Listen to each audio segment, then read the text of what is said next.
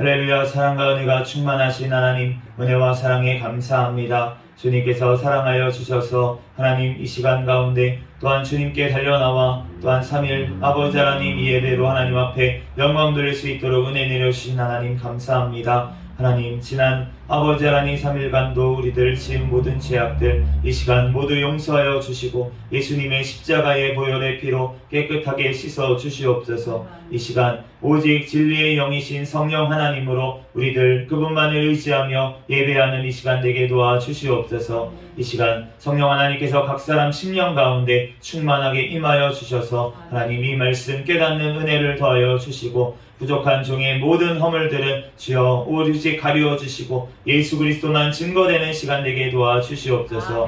모든 걸 주님께 맡깁니다. 감사하며 거룩하신 예수 그리스도의 이름으로 기도합니다. 아멘.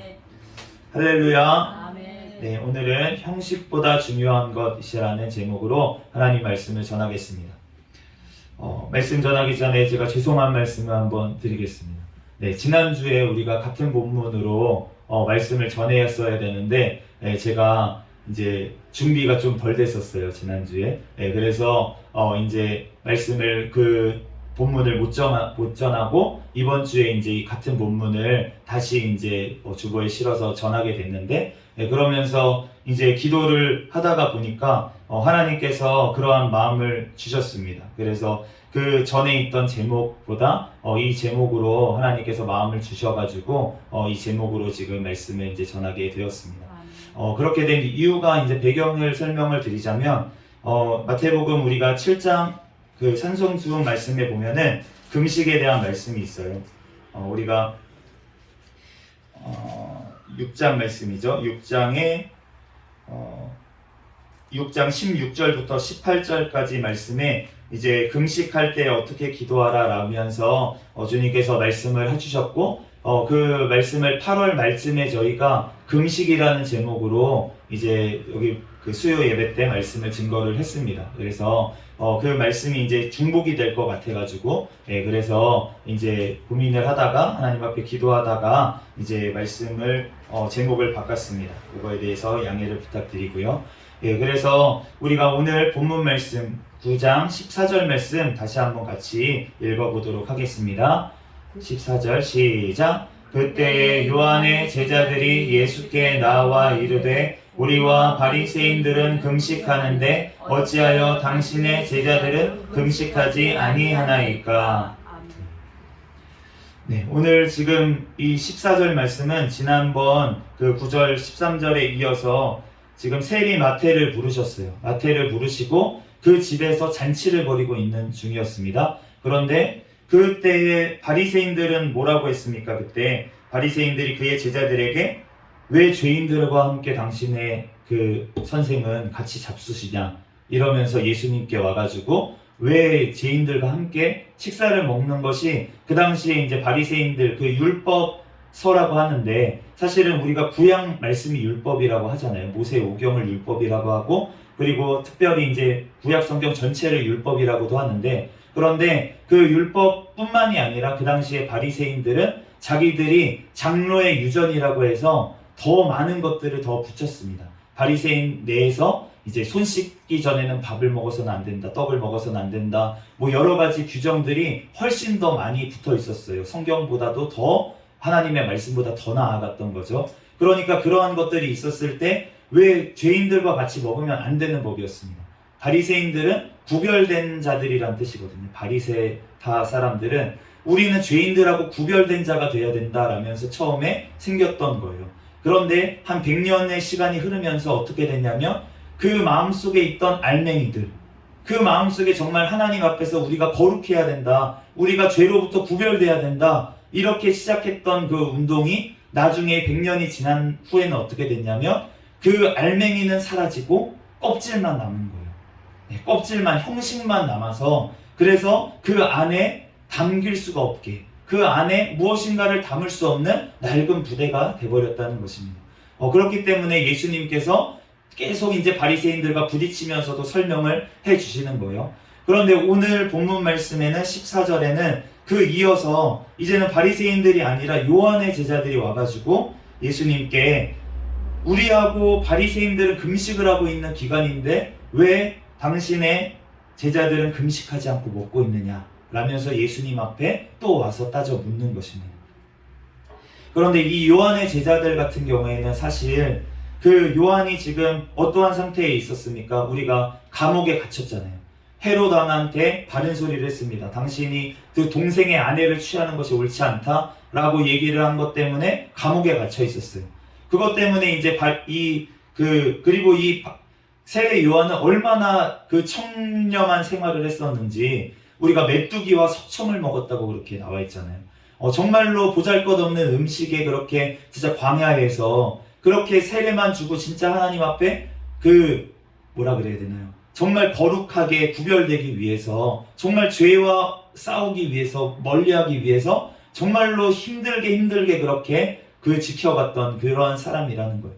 그러니까 그 제자들도 그 세례 요한을 본받아가지고 금식을 막 밥 먹듯이 하고 그렇게 하면서 그렇게 신앙생활을 하고 있는데, 그런데 이 예수님의 제자들은 너무 자유로운 거예요.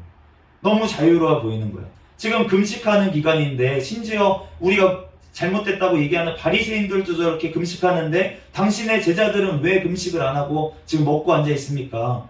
이렇게 지금 와가지고 예수님한테 이제 따져 물은 것입니다. 15절 말씀 같이 한번 읽어보겠습니다. 시작. 예수께서 그들에게 이르시되 혼인집 손님들이 신랑과 함께 있을 동안에 슬퍼할 수 있느냐? 그러나 신랑을 빼앗길 날이 이르리니 그때에는 금식할 것이니라. 아멘. 예수님 당시에 이제 혼인잔치가 열어지면은 여기 혼인집 손님들이라고 되어 있는데, 이 혼인집 손님들이라고 표현한 이 단어가 그 혼인집의 신랑 옆에 있는 들러리들을 얘기를 합니다. 그렇게 신랑 옆에 있는 들러리들은 항상 웃음을 지어야 된대요. 왜냐하면 잔치집에 들러리니까. 우리가 들러리를 쓴다는 거는 그 신랑 신부를 돋보이게 하기 위해서 옆에 세워주는 거잖아요. 그것처럼 신랑이 지금 이제 곧 진짜 혼인잔치에 들어가고 결혼을 하게 되는 이 잔치 가운데서는 그 옆에 있는 사람들이, 금식하는 사람들은 들러리를 세우지 않았대요. 금식하는 사람들은 거기에 혼인잔치에 참여할 수가 없습니다. 그러니까 들러리로 쓸 수가 없으니까, 그러니까 신랑과 함께 있는 혼인집 그 들러리들, 그 손님들은 그러면은 슬퍼할 수 있느냐? 얼굴에 밝은 빛을 띠고 있어야 되고 항상 즐거울 수밖에 없다고 그렇게 예수님께서 말씀하시는데, 그런데 오늘 이 신랑이라고 비유를 한 이분이 누구십니까? 예수님이잖아요. 지금 제자들이 예수님, 신랑이신 예수님과 함께 있기 때문에, 그렇기 때문에 즐겁고 항상 파티를 하고 이렇게 잔치를 벌이는 거라고 그렇게 예수님께서 말씀하신 줄로 믿습니다. 우리가 성경에 보면, 구약 성경에 신랑이라고 한 단어는 우리가 에스겔에도 보면 나오고 호세아서에도 나오면 다 신랑 신부 비유를 해서 하나님을 얘기를 하세요. 하나님께서 본인을 신랑이라고 표현을 하시고 이스라엘을 신부라고 표현을 하시면서, 신부였던 너네가 바람을 폈다. 너네가 우상 숭배했던 것이 바로 바람을 핀 거다. 이렇게 비유를 해서 말씀을 하시잖아요. 그러니까 이 신랑이라는 표현은 바로 하나님 자신을 얘기하시는 건데, 이것을 봐서도 우리가 이 예수님께서 바로 신랑 되시는 분, 바로 구약에 얘기하셨던 그 하나님이신 줄로 믿습니다. 아멘. 그렇기 때문에 우리가 이 예수님과 함께 있을 때는 금식할 수가 없다라고 얘기를 하시는 거예요. 그것을 우리가 지금도 적용을 한다면, 우리가 예수님과 함께, 우리가 예수님의 영이신 성령의 충만함으로 있을 때는 우리가 금식할 필요가 없을 줄로 믿습니다. 아멘. 그런데 우리가 금식해야 될 때가 있다고 오늘 말씀을 하시는데, 예수님께서 언제라고 하시냐면 신랑을 빼앗길 날이 이르리니 그때에는 금식할 것이니라. 이제 신랑을 빼앗길 때, 예수님이 이때 이 구절에서 신랑을 빼앗길 때를 얘기하시는 것은 예수님께서 이제 십자가를 지려고 가셔서 죽임을 당하시는 것, 그것을 이제 얘기를 합니다. 그래서 실제로 그 이후에 예수님께서 십자가에 달리신 이후에 이 제자들이 너무나도 슬퍼가지고 진짜 밥을 제대로 먹었겠습니까? 우리가 부활하신 예수님이 나타나셨을 때 보면 알잖아요. 예수님이 손수 밥을 차려주세요. 제자들이 밥 먹는 것도 잘 걸으면서 아마 두렵고, 예수님하고 같이 다녔을 땐 두려울 게 없잖아요. 두려울 게 없었는데, 그런데 예수님이 그렇게 십자가에 달리시는 것을 보고 너무 두려우니까 우리가 예수님이 나타나셨을 때도 보면 문을 다 걸어 잠그고 이렇게 있는 것을 알 수가 있는데, 그만큼 두려움에 떨고 있으니까 뭐 먹을 게 들어갔겠습니까? 그러니까 분명히 금식을 했었을 거라는 거예요. 그러니까 이름을 빼앗길 날이 이르리니 그때에는 금식할 것이니라, 이 말씀처럼 제자들이 금식한 줄로 믿습니다. 그런데 그 예수님의 영이신 성령 하나님께서 이 땅에 다시 임하신 줄로 믿습니다. 마가의 오순절에 마가의 다락방에서 제자들이 기도를 하는데 주님께서 이제 성령 하나님께서 강하게 임하신 거예요. 그러고 나니까 강하게 나가서 이제 복음을 전하고 이렇게 됐습니다. 성령에 충만할 때 우리가 신약 성경에 보면 사도행전부터 이렇게 쭉 보다 보면 금식이란 단어가 몇 번 안 나옵니다. 금식했다는 기록이 어디 나와 있냐면 사도행전 한 12장쯤에 보면 이제 바울과 그 바나바를 파송할 때, 그 선교사를 파송할 때, 그때는 이제 큰 행사잖아요. 큰 이제 준비를 해야 되니까 그때는 금식했다라는 말이 이제 나와요. 그런데 이제 구약에는 엄청 금식하라라는 말이 많이 나옵니다. 그런데 절기 때마다 금식하라고 하시죠. 하나님이 때마다 옛날 무슨 일이 있을 때마다 또 회개할 때마다 미스바에서도 금식을 했었고요. 사무엘과 같이 모든 어떤 회개할 때마다 금식을 했던 걸 알 수가 있는데, 그런데 신약 성경에 보면은 금식이란 단어가 별로 안 나온다는 것을 봤을 때 우리가 성령님의 충만함으로 늘 유지하는 사람들은 금식이 크게 필요 없는 줄로 믿습니다. 그런데 우리가 금식을 또한 해야 될 때가 있는데, 그러면 어느 때냐면 우리가 성령을 소멸했을 것 같은 그러한 우리의 심령이 공고한 삶의 순간에는 우리가 금식을 해야 될 줄로 믿습니다. 내가 성령님이 언제 떠나시냐면 우리가 성령님의 근심하게 하시고 우리가 성령님을 항상 모셔드리고 우리가 그 말씀에 순종을 해야 되는데, 우리가 순종하지 아니할 때 성령님께서 우리에게 떠나시는 것 같지만 사실은 떠나시는 건 아니지만, 완전히 떠나신 건 아니지만 우리의 심령 가운데 충만하게 임하실 수가 없다는 거예요. 왜냐하면 내 마음속에 죄악이 더 가득 차 있기 때문에 성령 하나님께서 더러운 것과 함께 하실 수가 없습니다. 그런데 그러한 순간에 우리가 정말로 주님 앞에 진심으로 회개할 때는 우리가 금식을 하는 게 굉장히 도움이 됩니다. 왜냐하면 우리가 금식을 한다는 것은 내 목숨을 내놓는다는 거죠. 그러니까 그러한 간절한 회개를 할 때에는 우리가 금식이 필요한 줄로 믿습니다. 그리고 우리가 압제당하는 자를 자유케 하기 위해서 예수님께서 직접 얘기를 하실 때 사람 앞에서 하지 말아라. 금식을 사람에게 보이려고 하지 말아라. 그런데 우리가 이럴 때가 있잖아요. 가족들 중에 아니면 교회 식구들인데 내가 금식을 하고 있는데, 그런데 내가 밥을 왜 안 먹어? 이렇게 물어볼 수 있잖아요. 같이 밥을 먹어야 되는데 이제 그럴 때는 어쩔 수 없이 이제 얘기를 해야, 내가 금식이라서 이렇게 거짓말을 또 하기도 그렇고, 그러니까 이제 얘기를 하는데, 그게 아니고 예수님이 말씀하셨을 때 금식을 사람들에게 보이려고 하지 말아라 라고 했을 때는 이 당시에는 금식하는 것이 자랑이었어요. 이 당시엔 자랑이었어요. 그래서 금식하는 걸 일부러 티를 냈어요. 바리새인들도 금식할 때 얼굴을 추하게 하고 이렇게 지나가면은 옆에서 사람들이 뭐라고 합니까? 저분 금식하나 봐.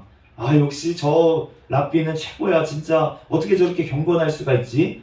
이 말을 듣기 위해서 일부러 얼굴을 이렇게 흉하게 했다는 거예요. 그런데 지금 우리 시대에는 사실은 그렇게까지 크게 적용되지는 않을 것 같습니다. 왜냐하면 우리가 금식한다고 누가 세상 사람들이 금식하십니까? 대단하십니다. 이렇게 얘기하는 사람은 없잖아요. 우리가 교회에서는 조심을 해야겠죠. 막 이제 일부러 나하고 밥도 안 먹는 사람이에요. 이제 교회 내에서. 그런데 내가 일부러 금식하는 거를 보여주려고 한다면은 문제가 될 것입니다. 그런데 결국은 우리의 마음이 중요하다는 거예요. 어떻게 금식하냐, 어떻게 어떤 방식으로 금식을 하냐. 우리가 예수님은 40일 금식을 하셨는데 사실은 모세도 마찬가지고 물도 안 먹었어요.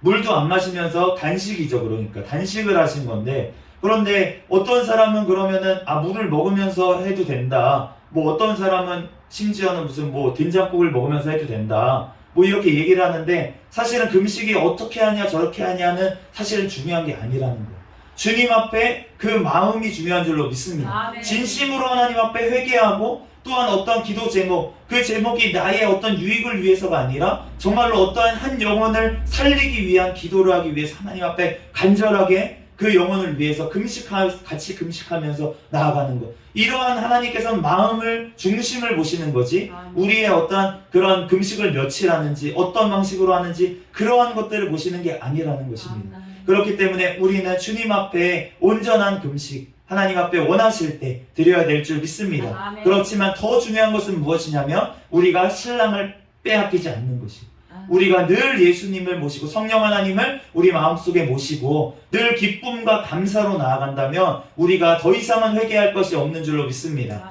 우리가 회개를 한다는 게 날마다 발을 씻듯이 우리가 회개를 해야 됩니다. 우리가 잘못한 것들, 어떤 사람에게 뭐 말을 잘못하든 아니면 내가 나쁜 생각을 했든 뭔가 어쨌든 어떤 나쁜 곳에 갔든 하나님 앞에 회개를 해야 돼요. 그런데 그러한 회개 가운데 정말로 아까 전에 금식하면서 정말 내 생명을 내어놓는 그러한 회개를 할 때에는 내가 하나님과 너무나도 멀리 떨어져 있는 지금 너무나도 곤고한 그러한 상황에 해야 되는 것이고, 우리가 일상생활 중에서는 늘 기쁨과 감사로 하나님 앞에 영광을 돌리면서 우리가 살아가야 될 줄 믿습니다. 그럴 때 주님께서 우리와 늘 함께 하시는데, 임마누엘 함께 하시기 위해서 우리에게 오셨다는 거예요, 예수님은. 그렇기 때문에 우리가 약속을 하셨어요. 내가 가면 너네한테 더 유익이다. 내가 너희와 항상 함께 있지 않냐. 육신으로 이 땅에 오셨을 때는 예수님과 떨어질 일이 있지만 성령님이 우리와 함께 하셨을 때는 우리는 천국 갈 때까지 성령님이 동행하시는 줄로 믿습니다. 그렇기 때문에 우리는 빼앗길 일이 없다는 거예요. 16절 말씀 같이 읽어보겠습니다. 시작. 생배 조각을 낡은 옷에 붙이는 자가 없나니 이는 기운 것이 그 옷을 당기어 헤어짐이 더하게 됨이요. 이 생배 조각은 한 번도 씻지 않은 완전히 새 천을 얘기를 하는데, 이런 것을 이제 담임 목사님께서 이 재봉 전문가라서 더 잘 아실 것 같은데, 우리가 기울 때 비슷한 천으로 합니다. 재질이 비슷한 천으로 해가지고 기워야지 이게 늘어나거나 이렇게 찢어지지가 않지. 이게 어떤 거는 신축성이 좋은 걸로 했는데 신축성이 안 좋은 천인데 얘 기운 거는 신축성 좋은 천이에요. 그러면은 이게 신축성 좋은 것 때문에 옆에 있는 게 원래 옷이 찢어질 수도 있고 이렇게 기운 것이 되잖아요. 그런데 이 진짜 옛날 얘기인 것 같습니다. 요즘 우리는 너무나도 옷이 넘치고 넘쳐가지고 기우는 거를 볼지도 못하고 진짜 멀쩡한 옷들도 다 갖다 버리는 이러한 우리 시대에 살고 있는데, 정말 주님 앞에 이 말씀이 지금 다음 세대는 이 말씀이 이해가 될지 모르겠어요. 저는 그나마 어렸을 때 이런 거를 조금 봐가지고 그나마 기운다는 거를 조금 아는데, 그런데 기운다는 게 뭔지, 그거 왜 기워? 새 옷 사면 되지. 이렇게 이런 세대에 우리가 이 말씀을 어떻게 잘 전달해야 될지를 고민이 됐는데, 어쨌든 그 낡은 옷에 붙이는 자가 없다는 것이에요. 우리가 17절까지 말씀 읽어보고 하겠습니다. 17절 시작. 새 포도주를 낡은 가죽 부대에 넣지 아니하나니 그렇게 하면 부대가 터져 포도주도 쏟아지고 부대도 버리게 됨이라. 새 포도주는 새 부대에 넣어야 둘이 다 보존되느니라. 아멘. 새 포도주를 낡은 가죽 부대에, 이것도 우리가 이제 배경을 알아야 될 텐데, 이 낡은 가죽 부대, 우리가 그 가죽 부대에 이제 포도주를 새 것을 넣으면은 포도가 발효가 되잖아요. 그 안에서 발효가 되면서 이산화탄소가 나온다고 합니다. 이산화탄소가 나오면 그러면은 그게 점점 이렇게 부풀어 올라요. 부풀어 오르는데, 그런데 낡은 가죽 부대 같은 경우에는 벌써 옛날에 와인, 그러니까 포도주가 발효가 한번 된 상태라 가지고 이게 신축성이 없고 딱딱하게 굳어져 있는 상태입니다. 그래서 이게 낡은 가죽 부대에다가 새 포도주를 부어버리면은, 그러면은 이거가 안에 발효되면서 이 부대가 견디지를 못하고 신축성이 없으니까 터져버린다는 거예요. 그렇기 때문에 새 포도주는 새 부대에 담아야지만 그 부대가 이제 팽창을 할 때 신축성이 이제 가죽이 있어서 그거를 이제 받아낼 수가 있고, 그러면서 포도주도 그 안에서 이제 발효가 된다고 그렇게 합니다. 그렇기 때문에 이러한 배경에서 예수님께서 지금 포도주를 낡은 가죽 부대에 넣지 말아야 되고, 그러면 부대가 터져서 포도주도 쏟아지고 부대도 버리게 된다. 그래서 새 포도주는 새 부대에 넣어야 된다. 이렇게 말씀을 하시는데, 이제 예수님께서 이 예수님의 보혈의 피, 이 피가 포도주일 줄로 믿습니다. 우리가 새 포도주를 이제 넣어야 되는데, 이 새 포도주가 결국은 예수님의 보혈의 피라 얘기할 수도 있고 또 예수님의 가르침을 얘기할 수도 있어요. 우리가 그 전에 있던 낡은 가죽 부대, 이 낡은 가죽 부대는 그 예전에 아까 전에 얘기했던 바리새인들부터 왔던 그 율법의 말씀, 그 말씀들이 이제 그 낡은 가죽 부대가 되겠습니다. 그런 낡은 형식, 그런 낡은 어떠한 율법의 말씀, 율법, 우리가 구약의 이 율법을 얘기하는 것이 아니라 그 당시 바리새인들이 지켰던 그 장로의 유전을 포함한 그 율법을 얘기를 하는 거예요. 그 율법의 말씀을 그 예수님이 그 안에 담을 수가 없다는 거예요. 그 똑같은 형식으로 가지고 그 금식을 일주일에 2번을 해야 되고, 어떻게 해야 되고, 뭐 손을 씻고서는 꼭 빵을 먹어야 되고, 밀밭에 가면서 안식일 날은 병자를 고쳐서도 안 되고, 예수님께서 병자를 고치시는데 안식일 날 꼭 가서 고치시잖아요. 근데 장로의 유전에는 안식일 날 병자를 고쳐서도 안 되는 겁니다. 아무 일도 하지 말아라 라는 것을 너무나도 확장을 해가지고 이것도 하지 말고 저것도 하지 말고 다 하지 말라고 그렇게 얘기를 하는 거예요. 그런데 막상 자기들의 이익에 관련된 문제에서는 다 상관없이 했다는 것입니다. 그러니까 예수님께서 병자를 고쳐주시니까 막 비난하던 사람들이, 너희 그러면은 소나 양이 웅덩이에 빠지면 안식일에 빠지면 안 건져내겠느냐? 아무 소리를 못하는 거예요. 그거는 장로의 유전에 없었어요. 그냥 건져내야죠, 그거는. 그런데 이 병자를 고치는 거 가지고 예수님이 그렇게 정죄를 하고 판단을 했다는 것입니다. 그러니까 이 예수님의 가르침을 받아들일 수가 없는 거예요. 이 사람들은 낡은 가족대가 됐기 때문에. 그렇기 때문에 형식에 둘러싸여서 나의 생각에 고정관념에 둘러싸여 있는 사람들은 예수님을 받아들일 수가 없었다는 것입니다. 그래서 부대가 터져버릴 수밖에 없어요. 예수님을 담아도. 그렇기 때문에 새 부대에 닿아야 둘 다 보존된다 라고 그렇게 말씀을 하셨습니다. 그렇기 때문에 예수님께서 이제 새 부대와 같은 교회를 통해서 그렇게 새롭게 주님께서 이 말씀, 예수님의 가르치신 말씀을 우리에게도 주신 줄로 믿습니다. 주님께서 이렇게 교회를 통해서 하나님께서 말씀을 우리에게 이렇게 만들어 주시고 우리에게 전해 주신 것은 바로 주님께서 이 새 부대와 같은 이제는 낡은 옛날 이스라엘이 아니라 옛날 그 팔레스타인 지방에 있었던 그 이스라엘이 아니라 예수 그리스도를 통해서 주님께 돌아오는 자들, 그 하나님의 자녀가 된 자들이 이스라엘이 되도록 주님께서 교회를 통해서 구원의 역사를 이루어 가시는 줄로 믿습니다. 주님께서 우리가 구약을 보면은 이스라엘 백성들을 통해서 출애굽을 시키시고 주님께서 구속사를 이끌어 와셨어요. 분명히 예수님께서 오실 때까지 그 모든 역사들이 의미가 없는 것이 아닙니다. 예수님이 그 자손으로, 아브라함의 자손으로 또 다윗의 자손으로 주님께서 이 땅에 오셨기 때문에 그 모든 역사들이 의미가 없는 게 아니라 예수님이 오심을 예표하고 보여주는 역사였다는 거예요. 그런데 그 역사 자체이신 예수님께서 이제는 이 땅에 오신 줄로 믿습니다. 그렇기 때문에 그 예수님 이후로, 예수님께서 이 땅에 오신 이후로, 승천하신 이후로는, 우리는 성령님이 오신 이후로는 이제는 옛날에 그 율법의 말씀에 매여 있는 것이 아니라 성령 하나님께서 직접 우리에게 오셔가지고 우리의 삶을 이끌어가시고 우리를 가르치시고 우리를 시시때때로 이 말씀을 통해서 깨닫게 하시는 줄로 믿습니다. 우리가 이 말씀을 그냥 문자적으로 보고 그렇게 하면 아무 소용이 없다는 거예요. 도울 같은 분들은 저보다 성경을 더 많이 압니다. 얼마나 성경 공부를 많이 했는지 모르겠어요. 그런데 그분은 예수님을 몰라요. 예수님을 통해서 구원받는다는 사실을 인정하지 않습니다. 그렇게 되는 이유가 무엇입니까? 이 성경 말씀을 달달 외워도 아무 소용이 없다는 거예요. 왜 그렇습니까? 성령 하나님께서 함께 하시지 않는, 깨달을 수가 없다는 거예요. 그렇기 때문에 이 모든 말씀을 깨닫는 것도 하나님이 하시는 줄로 믿습니다. 그렇기 때문에 우리는 아무것도 하는 게 없다는 것이, 우리가 그런데 옛날에 그러한 모습에 갇혀 있으면 안 될 줄로 믿습니다. 고린도후서 5장 17절 말씀에 그런즉 누구든지 그리스도 안에 있으면 새로운 피조물이라. 이전 것은 지나갔으니 보라 새 것이 되었도다.